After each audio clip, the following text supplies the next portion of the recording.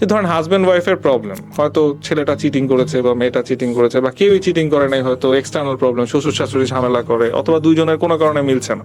এক্ষেত্রে দেখা যায় মেয়েরা অনেক সময় বাচ্চার কাস্টাডি নিয়ে বাবাকে দিতে চায় না, মানে বাবার সাথে দেখাই করতে পারবে না। তো এইসব ক্ষেত্রে আমি আমার ক্লায়েন্ট যদি ছেলে হয় তাহলে তো আমি বের করে দিই যে কিভাবে করে দেখা করতে হবে বা কিভাবে রিলেশন রাখতে হবে। আমার ক্লায়েন্ট যদি মেয়ে হয়, তারা যখন আমাকে এসে অ্যাবসলিউটলি বলে যে আমার ছেলেকে বা আমার মেয়েকে আমি আমার হাজবেন্ডের সাথে দেখা করতে দিব না, তো আমি তাদেরকে ফার্স্ট সাজেশনটা দিই, আপনি একটা বিশাল ভুল করতেছেন। আচ্ছা, হইতে পারে আপনার হাজবেন্ড অ্যালকোহলিক, হইতে পারে আপনার হাজবেন্ড ড্রাগস নেয়, হইতে পারে আপনার হাজবেন্ড আপনাকে পিটাইতো, তাহলে আপনি ওনার এগেইনস্টে মামলা করেন যে পিটাইতো। কিন্তু বাকিগুলোর জন্য, বা ওনার গার্লফ্রেন্ড আছে, বা উনি অন্য মেয়ের সাথে ঘুরে, বা উনি এমন ছেলেদের সাথে ঘুরে আপনি পছন্দ করেন না, এভরিথিং ইজ ওকে। বাট বাবার যে প্রপার্টি, এই প্রপার্টি তো ছেলে যদি তার সাথে কানেক্টেড না থাকে বা মেয়ে যদি তার সাথে কানেক্টেড না থাকে, তারা তো জানবেই না, না জানলে ওই প্রপার্টি ক্লেমও করতে পারবে না। So, আপনার রাগের জন্য আপনি কিন্তু আপনার বাচ্চাদের ক্ষতি করছেন, বঞ্চিত করছেন, ক্ষতি করছেন সবকিছু।